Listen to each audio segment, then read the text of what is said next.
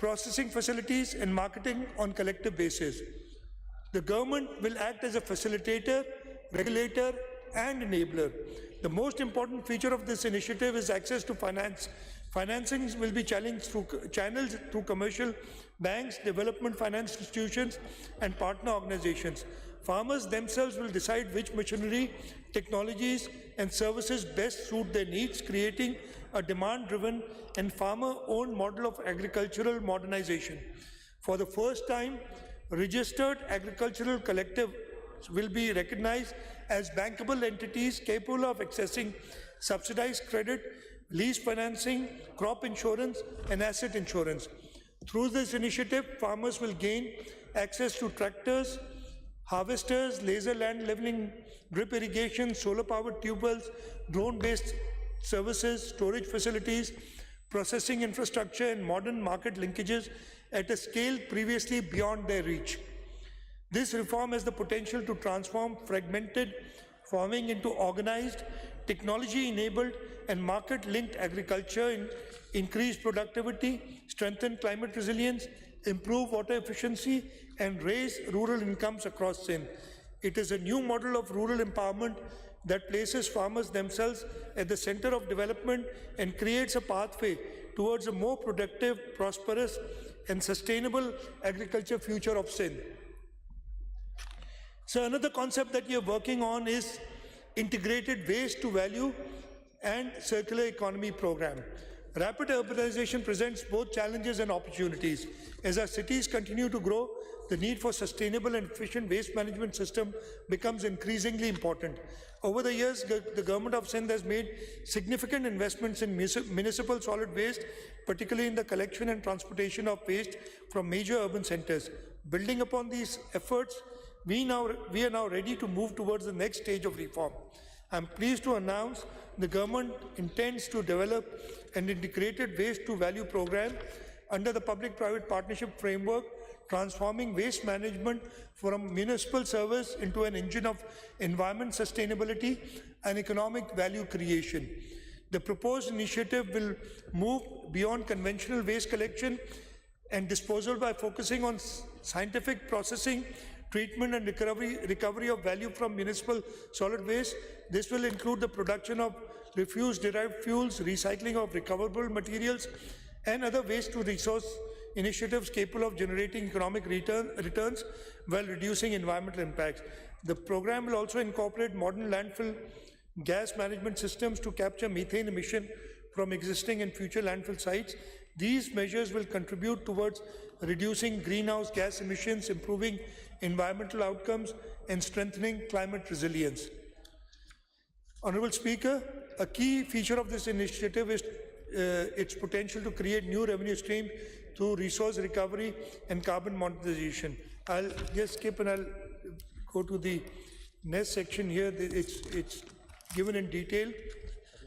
So taken together, these initiatives represent a new phase in Sindh's economic development. KT Bandar will strengthen Sindh's role in regional trade. The Sindh International Financial Center will connect Sindh to global capitals. The Green Data Infrastructure Initiative will position Sindh within the digital economy of the future. Renewable energy and solarization will support energy security and affordability. The agricultural collective initiatives will strengthen productivity and prosperity in rural Sindh. The Waste to Value program will promote environmental sustainability and circular economic growth. Together, these flagship initiatives are designed to expand opportunities, attract investment, and build the foundations of long-term economic growth across the province. Sir, we are always aware of protecting the most vulnerable, our pro-poor and social protection initiatives. At a time when rising living costs continue to affect households across the province, the government of Sindh remains committed to protecting the most vulnerable segments of the society. Accordingly, I am pleased to announce a package of pro-poor social protection initiatives amounting to Rs 13.2 billion. These initiatives include Kitchen Garden Initiative, Benazir Hari Card Program, Benazir Women Agriculture Workers Program, Orphan and Widow Support Program. Sir, I now turn to measures aimed at providing relief to workers, employees, and pensioners. Honorable Speaker, sir, Economic growth must translate into improved living standards for workers, employees, and pensioners. The government recognizes that despite improving economic indicators, many households continue to face pressures from rising living costs. Workers, salaried employees, and pensioners have contributed significantly to the progress and stability of our society and deserve support during challenging economic conditions. Accordingly, the government has decided to provide relief to both public and private sector workers. Honorable Speaker, there will be no new taxes in the next financial year 2026-27. The Finance Act proposes a number of targeted relief measures to support education, employment, insurance, and agriculture.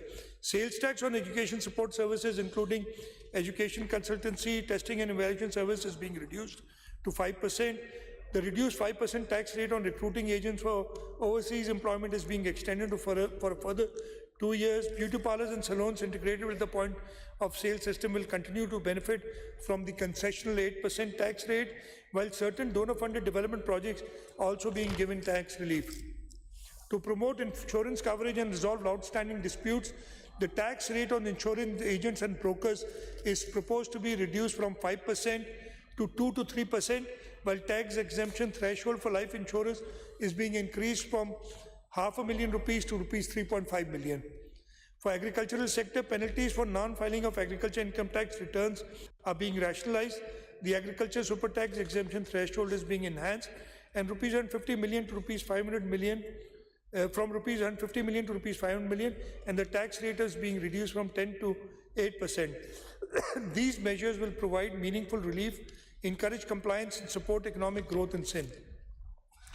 Mr. Speaker, sir, I am pleased to announce that the Cabinet today has recommended that the minimum wage be enhanced from the current ₹40,000 per month to ₹43,000 per month.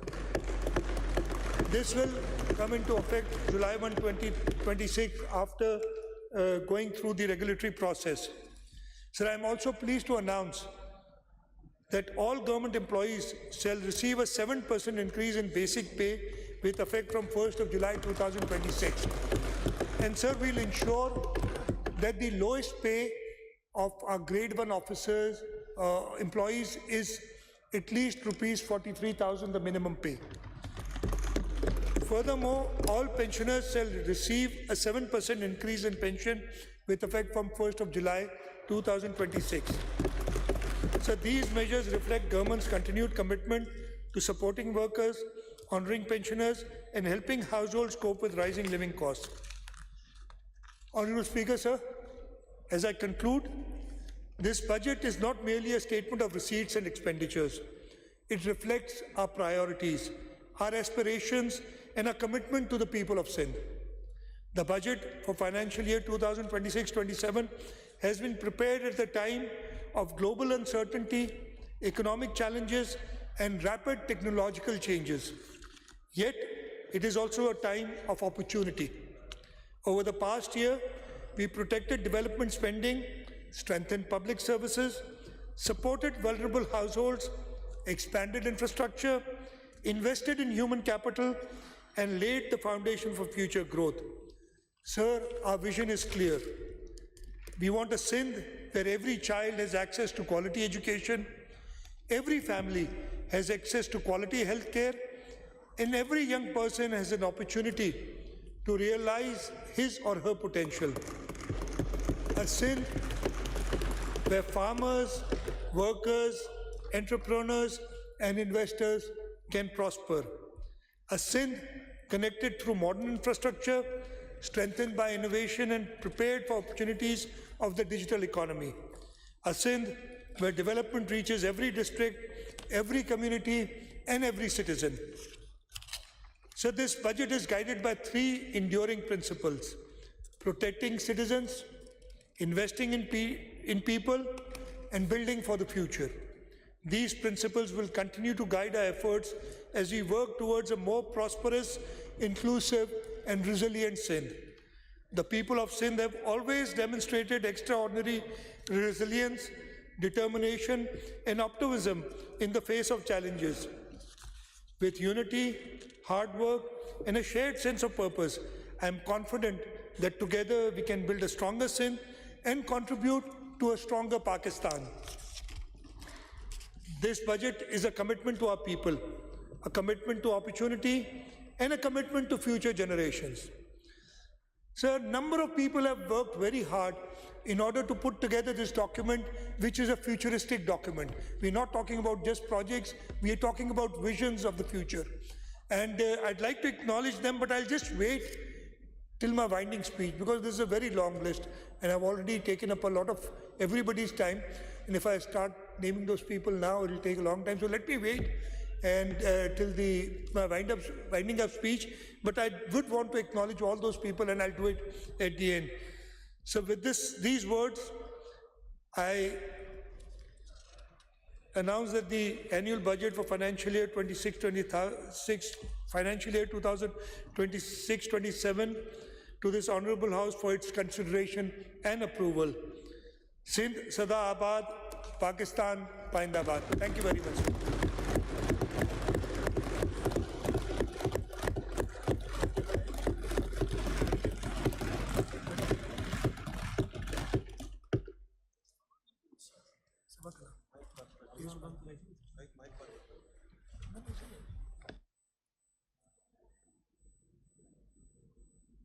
Now, Honorable Chief Minister may please make the motion regarding introduction of the Sindh Finance Bill 2026.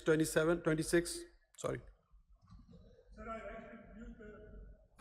Sir, I rise to introduce the Sindh Finance Bill 2026.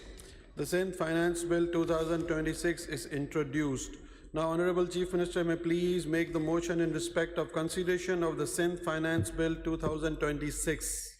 Sir, I rise to move a motion that the Sindh Finance Bill 2026 be taken into consideration on Sunday, the 28th of June 2026. The motion is that the Sindh Finance Bill 2026 be taken into consideration on Sunday, the 28th of June 2026. Now I put the motion to the House. Those who are for the motion may say aye. Aye. Those who are against it may say no. Ayes have it, ayes have it. And the Sindh Finance Bill 2026 will be taken into consideration on the Sunday, 28th of June 2026.